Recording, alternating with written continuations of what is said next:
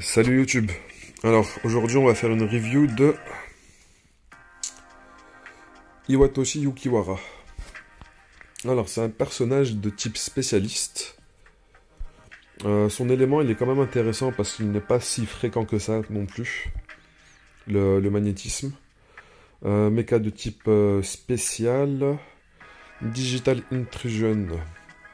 Elle peut restrict de multiples ennemis. On le voit avec sa compétence qui stun en AOE tous les ennemis, il me semble. 6 secondes. Augmentation de l'armure, ça on va le récupérer avec les passifs. Avec l'augmentation de rang de personnage, il faudra des doublons pour ça. Barrage suppression, can suppress multiple ennemis. Ok, ouais, ça aussi c'est par rapport à sa compétence d'ultime. 700% de dégâts à tous les ennemis. On leur inflige short circuit. Target under this effect ne peuvent pas lancer d'attaque ou de skill. Ils sont là juste en train de vous regarder dans le blanc des yeux. Ici, 400% de dégâts physiques.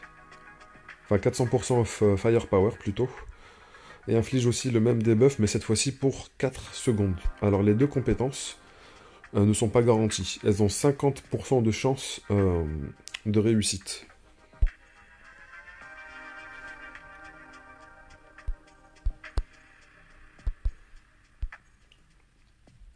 Augmente les dégâts de 30% sur les cibles qui ont le debuff de ces compétences ici. C'est pas vraiment ouf.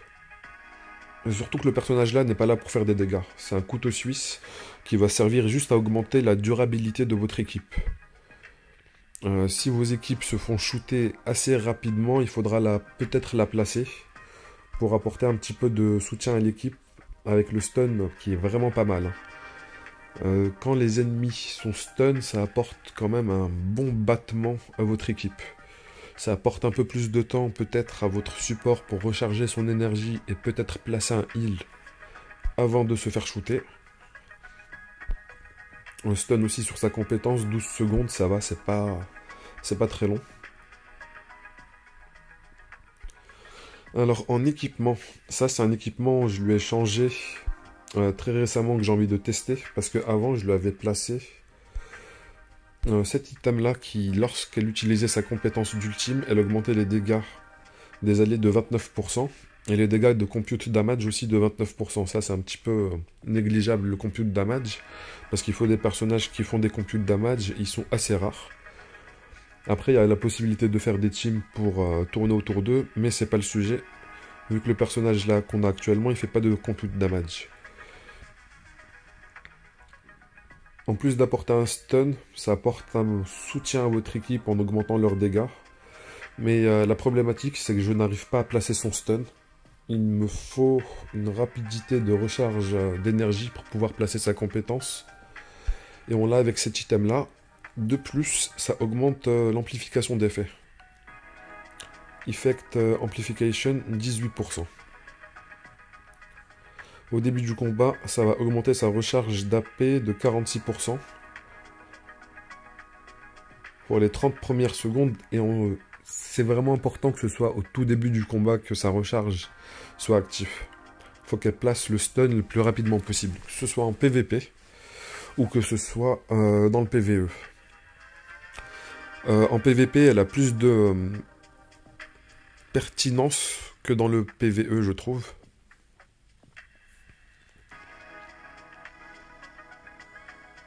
Mais c'est vrai que le stun quand même est vraiment efficace contre les mobs. Quand il y a les mobs qui ne font rien du tout, on a le temps d'en tuer une, voire deux si on a de très bons DPS. Hein. Et on ne se prend 0 dégâts pendant 6 secondes. C'est pas une invincibilité, mais c'est tout comme. Il ne me semble pas avoir les ressources pour augmenter l'arme jusqu'au maximum.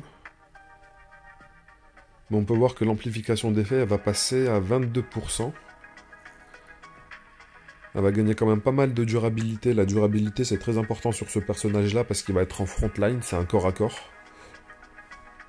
D'ailleurs c'est pour ça que dans son kit, ici, elle bénéficie de bonus par rapport à l'armure. implicitement, ces passifs nous disent d'augmenter la tankiness du personnage.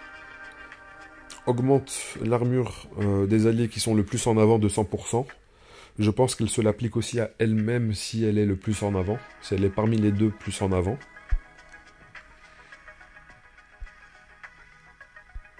Ce n'est pas vraiment un tank, c'est plus un off-tank.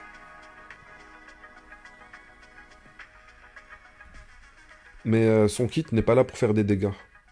Elle est là juste pour apporter du contrôle. En chip, j'ai mis Recover Energy par seconde. Mais la recharge d'énergie et la recharge d'AP, pour être honnête, je n'ai pas encore vraiment fait la différence de ce que c'est. Et ça serait bien que dans le jeu, si on puisse cliquer sur les substats, qu'on puisse avoir des informations en plus.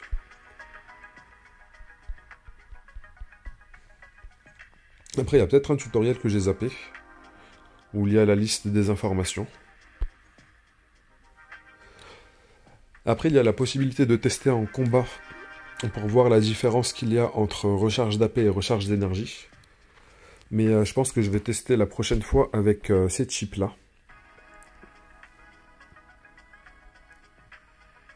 Elle peut bénéficier aussi du 3 pièces par rapport à sa compétence d'ultime qui va augmenter ses dégâts encore de 22%. Mais elle n'est pas là pour faire des dégâts. L'optimisation parfaite pour elle, ça serait plus ce genre d'équipement-là. Substat armure. L'effet de 2 pièces augmente de 12,5 l'armure en combat.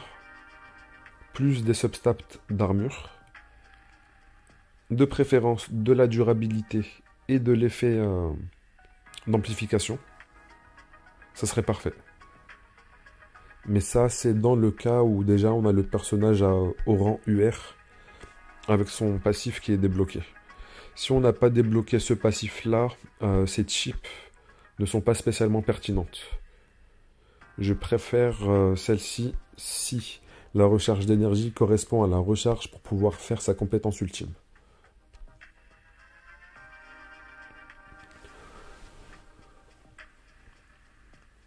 Son DPS n'est vraiment pas ouf.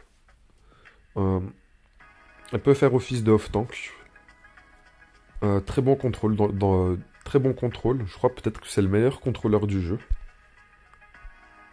Et elle apporte pas mal de temporisation par rapport à ses bonus d'armure. Et à elle-même, vu qu'on nous dit implicitement de la jouer avec de l'armure. Mais ce n'est pas le DPS caché que vous pensez. Hein. Si vous avez d'extrêmement bons rôles sur des chips qui la permettent de jouer de manière DPS, oui, elle va vous apporter un DPS conséquent, mais ce n'est pas son but en fait. Parce que ce même équipement-là, si vous le donnez à un DPS qui est vraiment son rôle est d'infliger des dégâts, il fera de bien meilleurs résultats.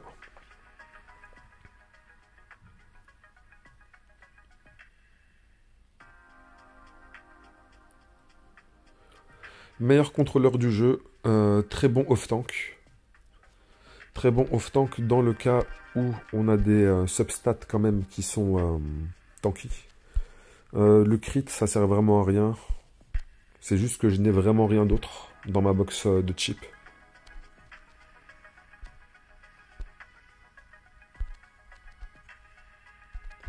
Et vu que ce n'est pas un personnage sur lequel j'ai vraiment envie pour le moment d'investir, je l'utilise mais je n'investis pas spécialement dessus. Je préfère pour le moment chercher des chips de meilleure qualité pour des personnages comme Stika ou Kingslayer, enfin Brat, ou encore, enfin je l'appelle le Dragon Céleste, mais je crois que sa version, son hyperforme, je crois qu'elle s'appelle Draconex.